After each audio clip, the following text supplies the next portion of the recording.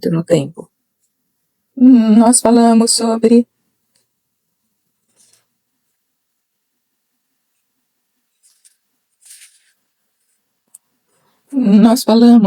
que o coral se relaciona com o amor não correspondido em outras ocasiões.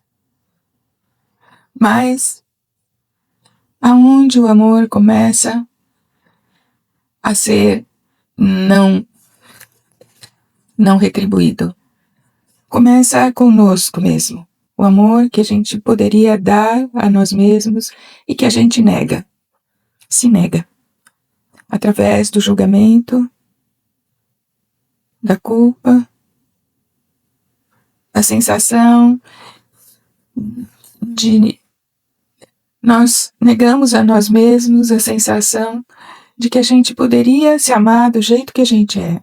E a gente sabe que todas as possibilidades que existem são a resposta e nós negamos a nós mesmos.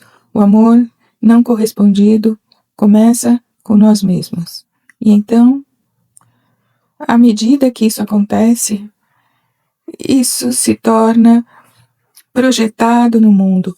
Nós nunca podemos receber o amor que está lá para nós a partir dos outros, enquanto nós ainda estivermos experienciando a negação do amor dentro de nós mesmos. A negação do amor que a gente poderia dar a nós mesmos se a gente suspendesse o julgamento e a crítica sobre nós mesmos um pouquinho e nos permitíssemos ser quem a gente é, nos permitirmos honrar a oportunidade que a vida nos dá de ser capazes de resolver alguns dos padrões do passado e fazer algo diferente.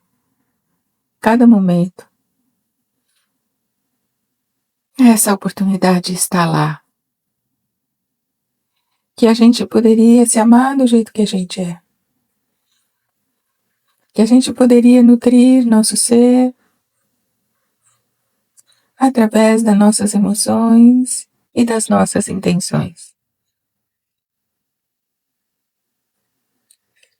A coral nos dá a oportunidade de compreender o processo quando a gente entra na oportunidade de observação imparcial aquilo que acontece dentro de nós. Não é algo que qualquer pessoa possa fazer por nós. Não é algo que alguém possa nos ajudar a não ser sendo algo que te relembre como um espelho. Mas o que é importante quando a gente se lembra de nós mesmos é realmente se permitir ser o que a gente é. Ser capaz de nutrir, de se amar como a gente é. Esse crítico dos outros nasce daquilo que a gente não aceita dentro de nós mesmos. E pode ser que a discriminação, pode ser que o julgamento que surge, da onde eles surgem, é onde a gente pode tomar responsabilidade, é dentro de nós mesmos. Nós não podemos fazer isso do lado de fora. Nós podemos ver coisas com clareza do que alguém está fazendo errado, do que alguém está criando em termos de erros que a gente percebe. Mas a menos que a gente desfaça esse caminho dentro de nós mesmos, aquilo que acontece. Então, o amor não correspondido, o amor que a gente poderia dar a nós mesmos, não pode ser algo que a gente possa oferecer para o outro. Nós estaremos sempre numa sensação de não ser suficiente, ou que os nossos esforços não são percebidos, ou o que a gente está fazendo não é aquilo que a gente realmente gostaria de estar fazendo. Confiança entra na equação como parte da experiência coral. Quanto mais a gente confiar na estrela, mais a gente confia no ser dentro de nós mesmos, mais a gente confia e permite que a gente seja aquilo que a gente é. Quanto mais resolução, então pode acontecer. Então, essa é a oferta que eu queria fazer hoje para mim mesmo e para cada um que está presente hoje, que a gente possa, ao longo desse próximo mês, encontrar um jeito de se lembrar de nós mesmos da melhor forma que a gente puder, suspender os julgamentos, trazer mais consciência para os padrões e permitir a nós mesmos ser aquilo que a gente é, em vez de fazer uma outra coisa. A outra coisa sendo o padrão de condicionamento que nos faz com que a gente tente ser outra coisa que a gente não é. É a oportunidade de sermos capazes de ser quem somos. Acontece quando a gente relaxa, quando a gente permite, quando a gente traz consciência para essa observação imparcial. O que o coral nos pede nos leva além do amor não correspondido em relação a algo mais profundo. O amor como um acesso que a gente poderia dar a nós mesmos se a gente se permitir ser aquilo que a gente é. Então, é isso da minha parte, o que eu gostaria de compartilhar e o que eu também precisava ouvir de mim mesmo. Então, se tem alguma pergunta sobre algo, nós temos alguns minutos antes do encerramento de hoje. Por que foi importante fazer o Pomander Coral Claro? A pergunta. Resposta. A intensificação sempre tem a ver com mais luz naquela cor. Compreender aquilo que a gente não ter aquilo que a gente quer, ter aquilo que a gente não quer e não saber o que a gente quer. É uma possibilidade de compreender melhor as raízes do sofrimento e essa intensificação, em particular em relação ao coral, fala dessa intensificação do amor não correspondido que traz o sofrimento.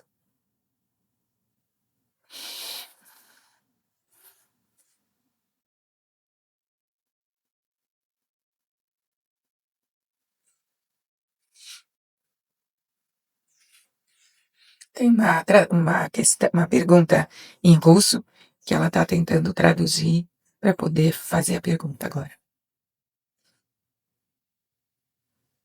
Uma das coisas que as pessoas me perguntam nos últimos tempos é qual Pomander e qual quintessência.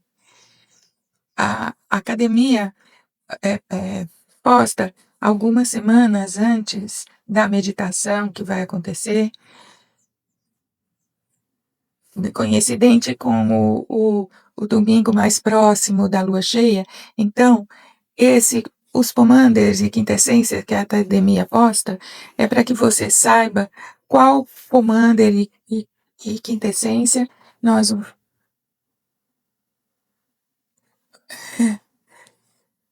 então é para que vocês olhem, para que não precisem perguntar sempre.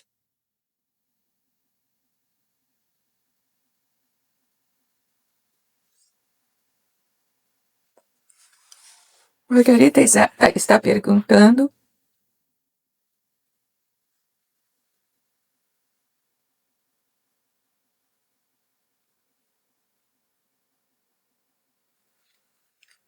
como é que eu posso lidar com tudo o que está acontecendo no mundo, né? Ele responde que é a observação imparcial e se lembrar de ser aquilo que a gente é. Esse é o foco principal desse momento. Foi essa a pergunta russa? Não. Eles estavam. Não era uma pergunta, era um agradecimento.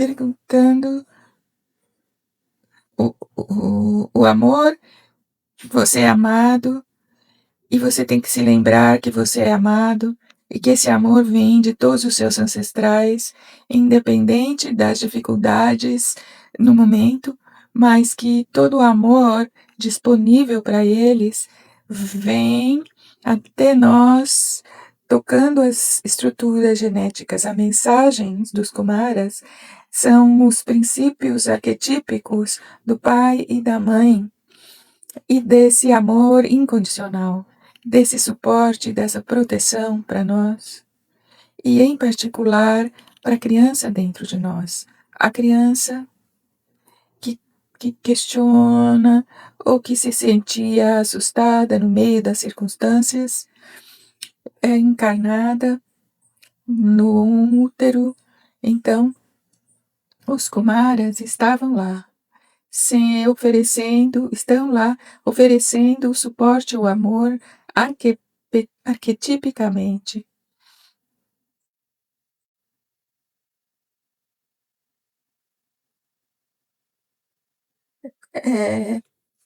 Perguntando sobre relacionamentos e a necessidade da responsabilidade dos dois.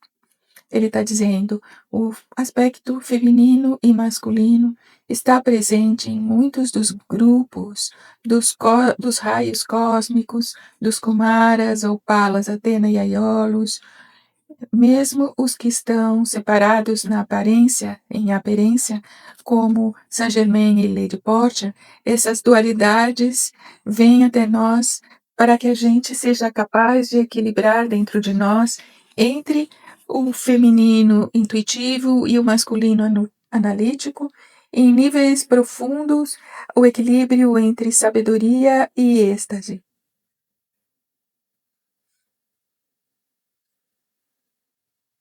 Outra pergunta? É possível para você contar a história de Sanat Kumara? Estas coisas precisam de tempo. Em 5 minutos, no final dessa sessão, eu não posso ir muito fundo nisso, mas a história de Sanat Kumara tem a ver com realmente um ser que encontrou a forma de ser capaz de amar e encarnar esse amor enquanto ele estava na forma física. Um dos lugares que é atribuído a Sanat Kumara é a uma montanha no Japão, e é onde o Reiki foi descoberto como um sistema. E eu não acredito que isso é uma coincidência. É parte daquilo que é um tipo de bênção dos Kumaras. Então, é isso que eu posso compartilhar com você hoje. Tem muito mais e tem a ver com cada um dos mestres e cada um dos raios aonde essas histórias se tornam vivas. O quão relevante isso é em relação ao trabalho conosco mesmo, com o nosso ser individual. Não tem nada de errado com a pergunta, mas ser capaz de responder da forma correta precisaria de muito mais tempo. O que você gostaria de dizer no fim da sessão? O que eu gostaria de dizer é que a audiência daquilo que a gente compartilha nos traz o reflexo daquilo que é necessário em cada momento. E hoje, o que é necessário é esse trabalho conosco mesmos, em termos de como a gente se aceita, a suspensão dos julgamentos em relação a nós mesmos, a sensação de ser, não termos uma observação incompleta, mas mais consciência do porquê a gente faz aquilo que a gente faz, ou porquê a gente não faz aquilo que a gente precisa fazer. Então, eu espero que, pelo que eu compartilhei hoje, cada um de nós possamos ser capazes de fazer isso nesse próximo mês. Muito obrigada.